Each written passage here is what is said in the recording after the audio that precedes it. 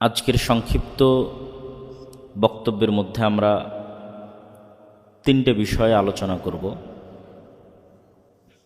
আল্লাহর জিকির, সালাত এবং সিয়াম।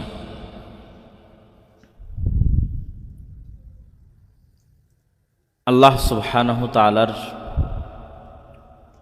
দাসত্ব এবং ইবাদত করার জন্যই আমাদের সৃষ্টি হয়েছে,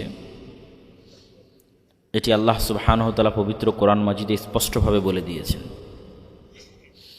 আবার সেই দাসত্ব এবং ইবাদতের ধরন কি হবে, সেটিও নবী রাসূল পাঠানোর মাধ্যমে, ওহির মাধ্যমে, বিভিন্ন যুগে বিভিন্ন ধর্মগ্রন্থের মাধ্যমে আল্লাহ সুবহানাহু তাআলা স্পষ্ট করে দিয়েছেন। তো আমরা আল্লাহর ইবাদতেরই তিনটা ধরনের উপর সংক্ষিপ্ত আলোচনা পেশ করব। প্রথমত জিকির। জিকির শব্দের শাব্দিক অর্থ হচ্ছে স্মরণ করা, মনে করা। যেমন আমরা যদি বিদেশে যাই, প্রবাসে যাই, দূরে থাকি, পরিবারের কথা মনে পড়ে, ছেলে মেয়ের কথা মনে পড়ে, বাপ মা মারা গেলে বাপ মায়ের কথা মনে পড়ে।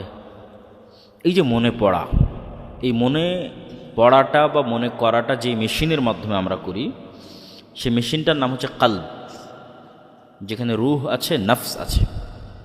এটা পৃথিবীর সর্বাধুনিক প্রযুক্তির একটা মেশিন, যার ধারে কাছে পৃথিবীর কোনো মেশিনের পক্ষে যাওয়া সম্ভব নয়, এবং পৃথিবীর কোনো বিজ্ঞানীদের পক্ষেও ওটাকে ধারণ করা সম্ভব নয়, যেটা আমাদের হৃদয়ের মধ্যে আছে, আমাদের কালবের মধ্যে আছে। মেশিন কথাটা জাস্ট উদাহরণ হিসেবে বলার জন্য, বুঝার জন্য। তো আল্লাহ সুবহানাহু তাআলার সাথে সম্পর্ক তৈরি করার, যোগাযোগ করার মাধ্যম হচ্ছে কালব, রূহ, যা আসমান থেকে আল্লাহ সুবহানাহু তাআলা পাঠিয়েছে, যার সাথে দুনিয়ার এই শরীরের সম্পর্ক ক্ষণস্থায়ী। আমরা যখন ঘুমিয়ে যাই তখন আমাদের রূহ আল্লাহ সুবহানাহু তাআলা কবজ করে নেন। কেননা আমি যে দেখছি এটা রূহের কাজ, কালবের কাজ। আমি যে শুনছি এটা রূহ এবং কালবের কাজ। চিন্তা করছি, বুঝতেছি, এটা রূহ এবং কালবের কাজ, ব্রেনের কাজ। এদের সমন্বয়ে সংগঠিত হয়। তো যখন আমরা ঘুমিয়ে যাই তখন আমাদের শরীরের সব অঙ্গ প্রত্যঙ্গ ঠিক থাকে।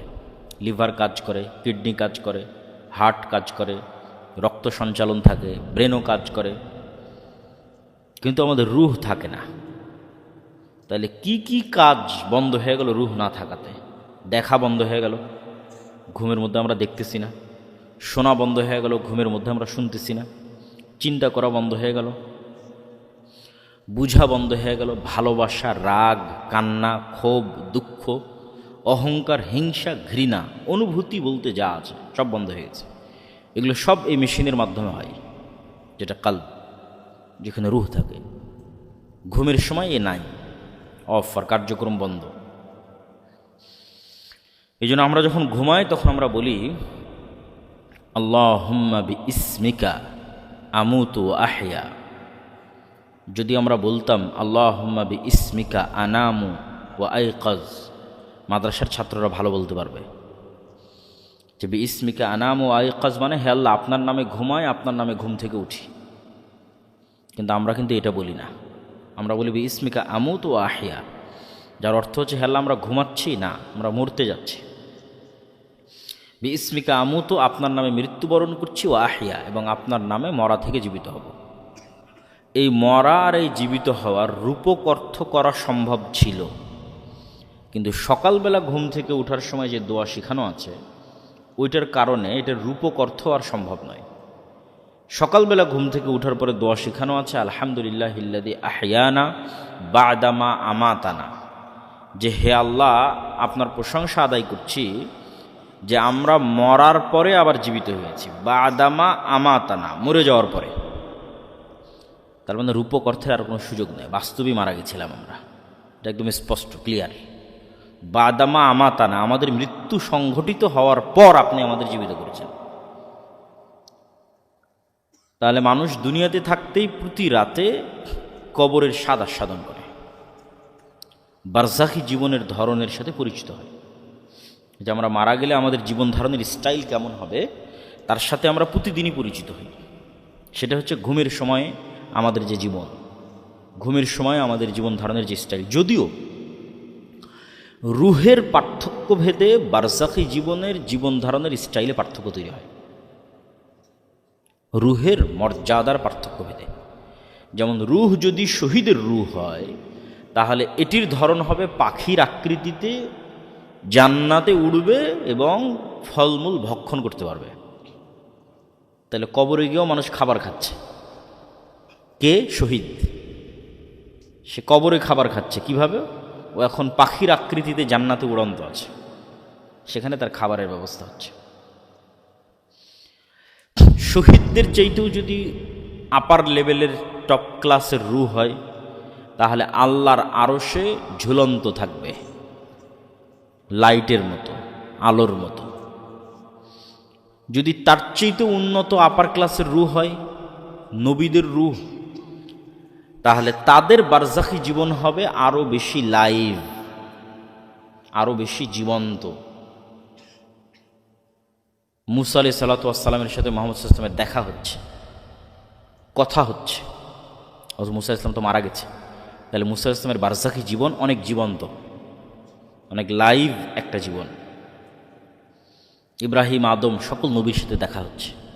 মসজিদে আকসায় সকল নবীকে পিছনে দাঁড় করিয়ে তিনি সালাত আদায় করছেন। এগুলো তো অন্য নবীদের ক্ষেত্রে বারজাখী জীবনে সংঘটিত হচ্ছে, দুনিয়াতে না। তাদের তো মৃত্যু হয়ে গেছে দুনিয়া থেকে। তাহলে তাদের রুহের আপার ক্লাস হওয়ার কারণে তাদের জীবন আরও বেশি লাইভ, আরও বেশি জীবন্ত। স্বাভাবিক মুমিনের রুহ ইল্লিয়িনে থাকবে, যেটার ধরন কাছাকাছি ঘুমের মতো, হুবহু নয়। ঠিক যখন আমরা বারজাখী জীবনে থাকবো, তখন প্রতিদিন জান্নাত অথবা জাহান্নামের ধরন দেখতে পাবো। যেমন দুনিয়াতে থেকে প্রতিদিন কবরের ধরন দেখতে পাচ্ছি, কবর কেমন হবে, ঘুমাতে যাচ্ছি দেখছি, ঘুমাতে যাচ্ছি দেখছি। ঠিক মারা যখন যাব বারজাখী জীবনে, তখন প্রতিদিন দেখবো জান্নাত জাহান্নাম কেমন হবে। যে জান্নাতে যাবে ও জান্নাতের শীতল হাওয়া পাবে, যে জাহান্নামে যাবে ও জাহান্নামের গরম লু হাওয়া পাবে, হালকা আঁচ পাবে। জাহান্নাম কেমন হতে পারে, হুবহু নয়। ঠিক এখানে বসে যেমন আমরা কবরের হালকা আঁচ পাচ্ছি, যে মৃত্যু পরবর্তী জীবন কেমন হতে পারে। তো এই আলোচনার সারমর্ম হচ্ছে আমাদের কালব, রূহ, এইটা মানুষের সকল আবেগ অনুভূতির মূল ভিত্তি। এটাই আবেগ অনুভূতি নিয়ে কাজ করে, আর অন্য কিছু আবেগ অনুভূতি নিয়ে কাজ করে না। তাহলে এটা যেমন দুনিয়ার মানুষকে স্মরণ করতে পারছে, দুনিয়ার মানুষকে ভালোবাসতে পারছে, টাকাকে ভালোবাসতে পারছে, ক্ষমতাকে ভালোবাসতে পারছে, এগুলো সব কালবে তৈরি হয়। এই কালবের মাধ্যমে এখন আল্লাহ সুবহানাহু ওয়া তাআলার সাথে সম্পর্ক তৈরি হবে। এই কালব এখন আল্লাহকে স্মরণ করবে, জিকির, যেটা আমাদের আলোচনার বিষয়বস্তু। মূলত আল্লাহ সুবহানাহু তাআলার হক হচ্ছে যে মানুষ 24 ঘন্টাই সব কিছুর স্মরণ বাদ দিয়ে শুধু আল্লাহকে স্মরণ করে। এটা হওয়া উচিত যে 24 ঘন্টায় আমাদের এই হৃদয়টা কার সাথে কানেক্টেড? আর রব্বুল আলামিনের সাথে কানেক্টেড, সম্পৃক্ত। এটা হওয়া উচিত।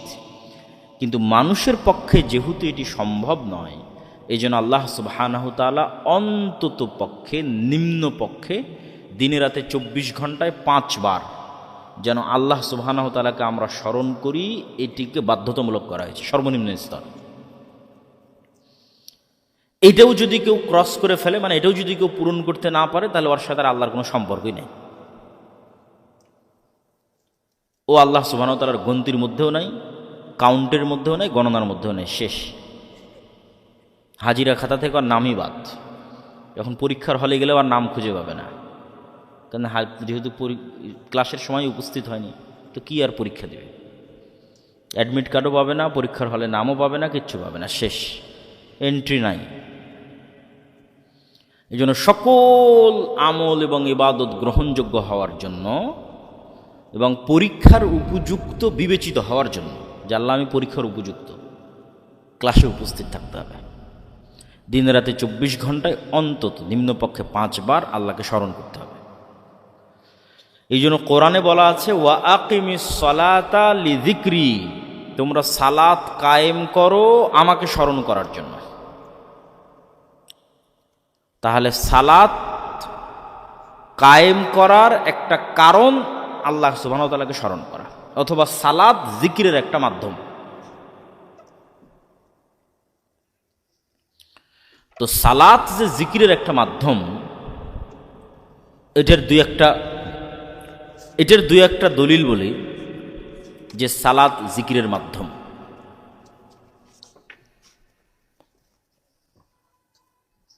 পৃথিবীতে সালাত আদায় করার জন্য যত শর্ত শারায়েত আছে তার একটাও যদি না পাওয়া যায় তবু সালাত মওকুফ হবে না, সালাত কারো উপর থেকে মাফ হবে না। সালাত আদায়ের জন্য অনেক শর্ত শারায়েত, উজু করতে হবে, কিবলামুখী হতে হবে, মসজিদে যেতে হবে, জামা কাপড় পবিত্র হতে হবে, সূরা ফাতিহা জানতে হবে, রুকু সিজদা জানতে হবে, অসংখ্য শর্ত সালাতের জন্য। মনে করেন কোনো একটা ব্যক্তি আর একটাও পূরণ করতে পারছে না, একজন ব্যক্তি আর একটাও নয়, না উজু করেছে, না উজুর পানি আছে, না তায়াম্মুম করেছে, না তায়াম্মুমের মাটি আছে, না কেবলা চিনে, না পবিত্র জামা কাপড় আছে, জামা কাপড়ই নয়, উলঙ্গ, না দাঁড়িয়ে সালাত আদায় করতে পারে, না বসে পারে, প্যারালাইজ অবস্থায় মেডিকেলে আছে। তাহলে সালাত আদায়ের এমন কোনো শর্ত নয় যেটা সে পূরণ করতে পেরেছে, কিচ্ছু পূরণ করতে পারেনি, কিন্তু তারপরও এই ব্যক্তির উপর থেকে সালাত মওকুফ হবে না, যে না ঠিক আছে ওকে আর সালাত আদায় করা লাগবে না, এটা হবে না। কেন হবে না? ওই যে এখন ওর কালব, সালাতের মূল উদ্দেশ্য তো আল্লাহকে স্মরণ করা, স্মরণ করতে তো আর কিচ্ছু লাগে না, এই জন্য মাফ হবে না। স্মরণ করতে কিছু লাগে না, স্মরণ করতে কিছু লাগে না। এই জন্য যতক্ষণ আর ব্রেন ঠিক আছে, যতক্ষণ আর হুঁশ আছে, যতক্ষণ ঘুমায়নি, পাগল হয়নি, ততক্ষণ সালাত মওকুফ হওয়ার কোনো রাস্তা আছে? কেন? সালাতের উদ্দেশ্য কাকে স্মরণ করা? আল্লাহকে স্মরণ করা। তাহলে যে পরিস্থিতিতেই থাক, ও যদি প্যারালাইজ অবস্থাতেও থাকে, আর ব্রেন যদি ঠিক থাকে, ও আল্লাহকে স্মরণ করতে পারবে না? পারবে না? পারবে। তাহলে মওকুফ হওয়ার কোনো রাস্তা নেই। তুমি দাঁড়াতে পারলেই কি, না পারলেই কি, বসতে পারলেই কি, না পারলেই কি। কোনো একটা মানুষ মেডিকেলের বেডে আছে, পেশাব পায়খানা কন্ট্রোল করতে পারে না, তার মানে কি ওর সালাত মওকুফ হয়ে যাবে? কেন? ওর কালব এখন আল্লাহকে স্মরণ করতে পারবে না? পারবে না? পারবে। ওর উজু লাগবে না, তায়াম্মুম লাগবে না, কিচ্ছু লাগবে না, কিন্তু সালাত মওকুফ হবে না। তাহলে সালাত মওকুফ হওয়ার পৃথিবীতে কোনো পরিস্থিতি নাই। পাগল হয়ে যেতে হবে, মরে যেতে হবে, ঘুমন্ত থাকতে হবে, এর বাইরে কোনো রাস্তা নাই। কি জন্য? তুমি সারাদিন এই কালবকে কাজে লাগিয়ে সবই স্মরণ করতে পারছো, আর আল্লাহকে স্মরণ করতে পারবা না। সবই মানুষ স্মরণ করতেছে, সবই মনে করে করতেছে। ওষুধ খাওয়ার সময় ঠিকই ওষুধের কথা মনে করতেছে, সব মনে থাকে, কিন্তু আল্লাহ সুবহানাহু ওয়া তাআলাকে স্মরণ করতে পারবেন, এটা তো হবে না। এটা ন্যূনতম হক আল্লাহর, যে অন্তত 5 বার স্মরণ করতে হবে। আমরা বলছিলাম জিকির, জিকির কেন পাওয়ারফুল, জিকির কেন শক্তিশালী। জিকির পাওয়ারফুল এবং শক্তিশালী হওয়ার জন্য দুইটা, আমি 2 মিনিট একটু সময় নেব। আসসালামু আলাইকুম ভাই, যে লোগোটা তো এখনো পেলাম না।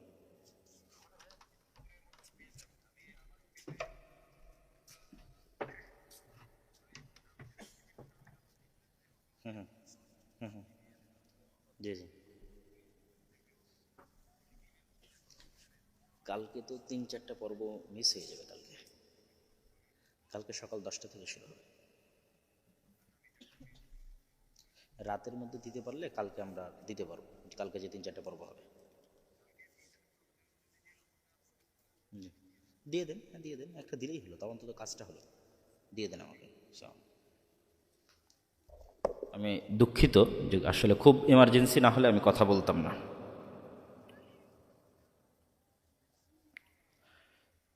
জিকির কেন শক্তিশালী, জিকির কেন পাওয়ারফুল, তা বোঝানোর জন্য আপনাদের 2-একটা উদাহরণ দেই।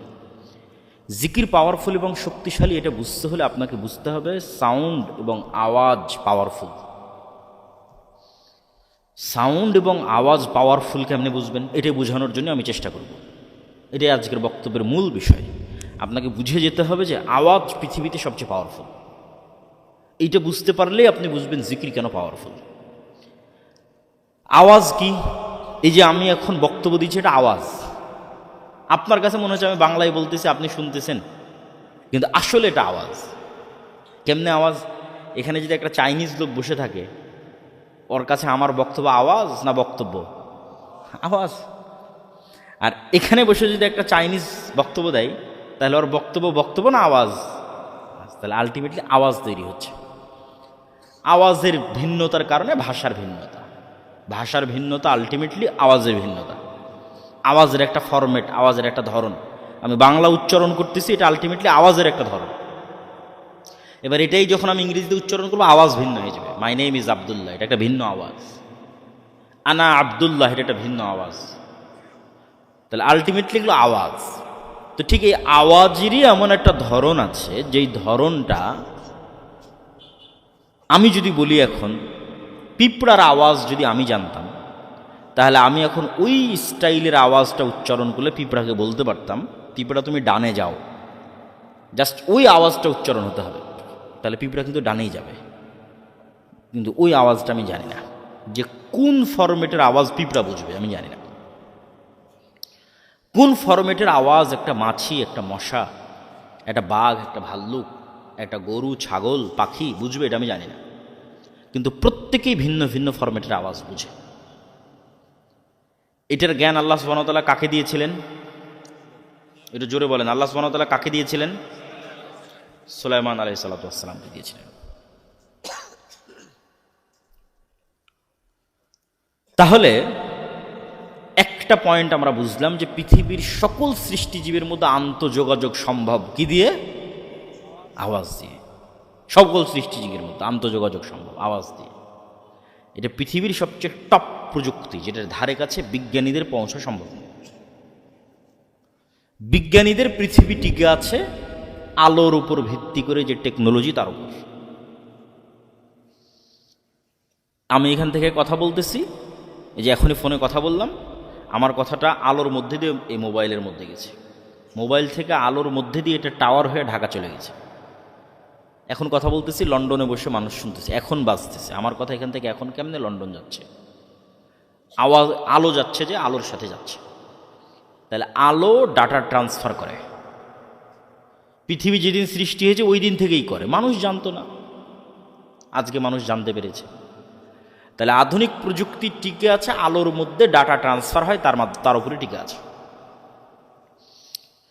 আর আমরা বলতেছি এর চাইতেও এমন এক শক্তিশালী প্রযুক্তির কথা, যেটা আওয়াজ ভিত্তিক, যেটা ধারে কাছে বিজ্ঞানীরা নেই, যেটার কিছু জ্ঞান আল্লাহ কাকে দিয়েছিলেন আবার বলেন তো? সুলাইমান আলাইহিস সালাম দিয়েছিলেন। সুলাইমান আলাইহিস সালাম একদিন বলছেন, রানী বিলকিসের সিংহাসনকে এখানে নিয়ে আসতে হবে, ইয়েমেন থেকে, সাবা থেকে জেরুজালেমে, ১,৫০০ কিলোমিটার পথ। তো ইফরিত নামক একজন জিন বলছে যে আপনি যেখানে বসে আছেন এই বসা থেকে উঠার পূর্বে সিংহাসন নিয়ে আসব। আল্লাযী ইনদাহু ইলমুম মিনাল কিতাব, কিন্তু যার কাছে কিতাবের জ্ঞান ছিল সে বলছে, যার কাছে কিতাবের জ্ঞান ছিল সে বলছে আপনার চোখের পলক পড়ার পূর্বে এখানে সিংহাসন উপস্থিত হবে। কোরআনের ধারা বিবরণীতে বোঝা যায় জিন নিয়ে আসতে চেয়েছে গায়ের শক্তিতে, আর যে চোখের পলকে নিয়ে আসতে চেয়েছে জিন কি মানুষ তা কোরআনে উল্লেখ নাই, কিন্তু সে নিয়ে আসতে চেয়েছে জ্ঞানের শক্তিতে। আল্লাহ জিন্দাহ ইলমুম মিনাল কিতাব, যার কাছে কিতাবের জ্ঞান আছে, কোরআনের আয়াত। কি জ্ঞান? একজন গায়ের শক্তিতে নিয়ে আসবে বসা থেকে উঠার পূর্বে, আর একজন অর্চেদি স্পিডে নিয়ে আসবে চোখের পলকে জ্ঞানের শক্তিতে। তো মুফাসসিরগণ লিখেছেন, আল্লাহ সুবহানাহু ওয়া তাআলা ভালো জানেন, তবে অনেকগুলোর মধ্যে এটাও একটা হতে পারে, বরং এটার হওয়ার সম্ভাবনা চান্স বেশি। সেটা হচ্ছে সুলাইমান আলাইহিস সালাতু ওয়াস সালামের যিনি ওহী লেখক ছিলেন আসিফ, তিনিই হচ্ছে ইনি যিনি, যার কাছে কিতাবের জ্ঞান ছিল বলা হচ্ছে। আল্লাযী ইনদাহু ইলমুম মিনাল কিতাব। কি কিতাবের জ্ঞান ছিল?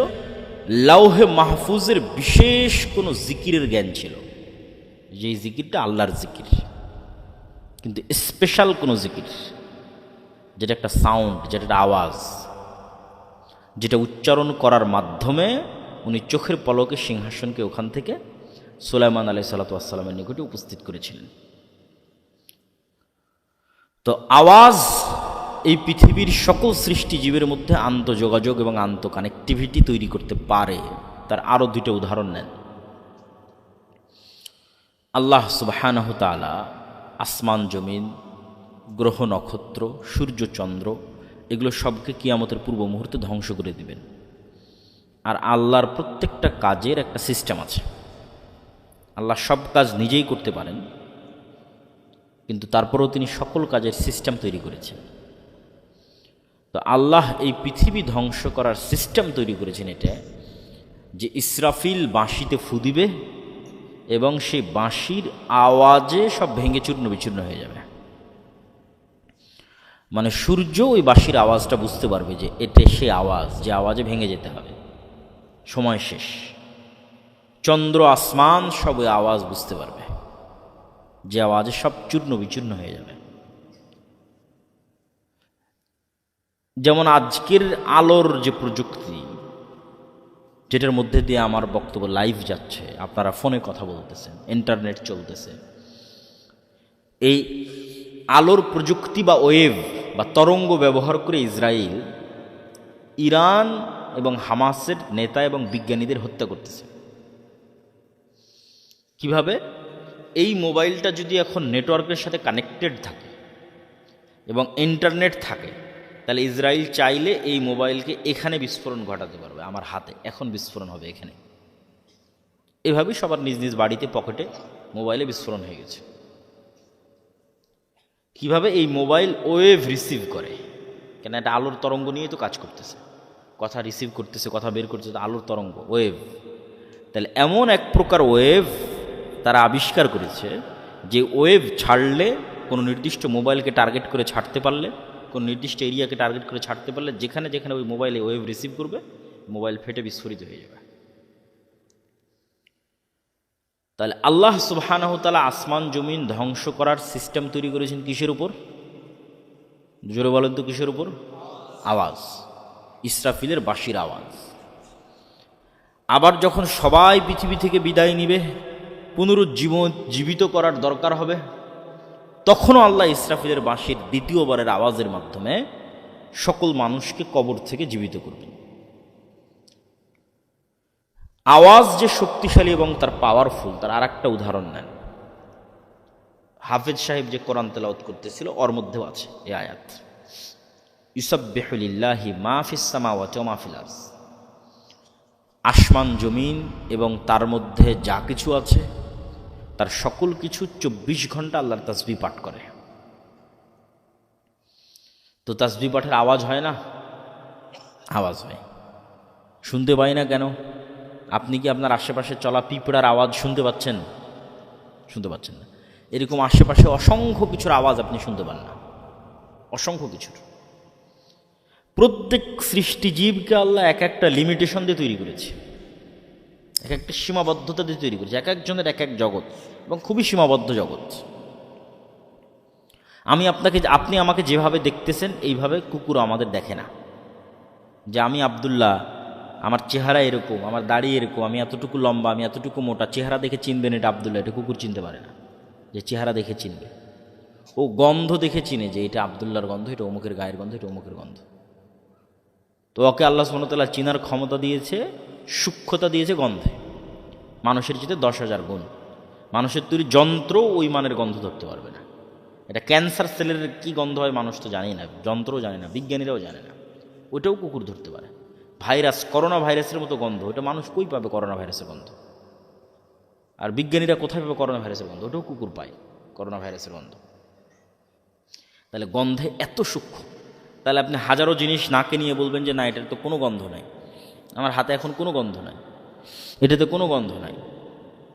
তাহলে আসলেই গন্ধ আছে না নাই এটা তো আপনিই জানেন না, কেন আপনার ওই লেভেলের গন্ধ গ্রহণের ক্ষমতা আল্লাহ দেয়নি। তাহলে আপনার আশেপাশে পিঁপড়া চলতেছে, চলার আওয়াজ আছে, ওই আওয়াজ আবার আর এক প্রাণী বুঝতে পারে। 10 কিলোমিটার দূরে থাকা হাতি বুঝতে পারো যে এখানে একটা পিঁপড়া চলতেছে, যাদেরকে আল্লাহ এরকম শ্রবণের সূক্ষ্মতা দিয়েছে। তাহলে এই প্যান্ডেলও তাসবিহ পাঠ করতেছে, এই চেয়ারও তাসবিহ পাঠ করতেছে, আমাদের জামা কাপড়ও তাসবিহ পাঠ করতেছে, আশেপাশে যা দেখছেন সব তাসবিহ পাঠ করতেছে এবং প্রত্যেক তাসবিহ পাঠের কি হচ্ছে, আর একটু জোরে বলেন, কি হচ্ছে? আওয়াজ হচ্ছে। এই পর্যন্তই শেষ নয়, এর চেয়ে আশ্চর্য হচ্ছে রাসূলুল্লাহ সাল্লাল্লাহু আলাইহি ওয়াসাল্লাম বলছেন, মুয়াজ্জিন যখন আজান দেয় তখন যতদূর পর্যন্ত তার আজানের আওয়াজ যায় ততদূর পর্যন্ত সকল সৃষ্টিজীব, কীট পতঙ্গ, পঙ্গপাল, জীব জন্তু, জানোয়ার সব বুঝে যে এটা আজানের আওয়াজ। আল্লাহু আকবার, আল্লাহু আকবার, এটা বুঝে এটার পক্ষে কিয়ামতের মাঠে সাক্ষী দিবে। আল্লাহু আকবার।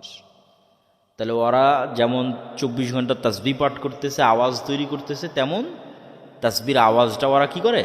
বোঝে।